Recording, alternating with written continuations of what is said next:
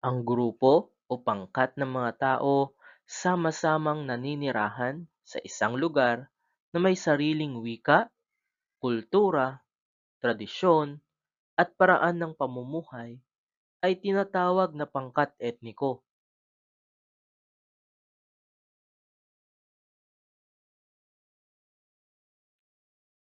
Ang Tagalog ay nagmula sa salitang Taga-ilog na ibig sabihin ay nakatira sa baybaying ilog.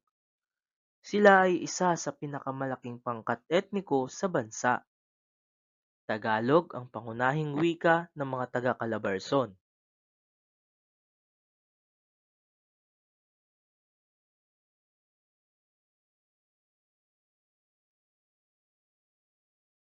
Ang mga Ilocano ay nanggaling sa hilaga ng ating bansa, ang Rehiyon 1, Ilocos.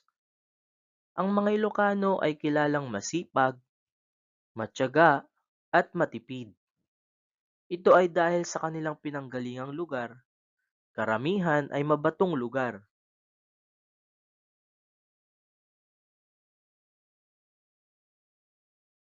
Maraming aita ang matatagpuan sa iba't ibang bahagi ng Luzon, lalo na sa Hilaga at Silangan. Maraming tawag sa kanila, aita, agta, ita, at negrita. Sa mga lalawigan ng Quezon at Rizal, sila ay tinatawag na dumagat.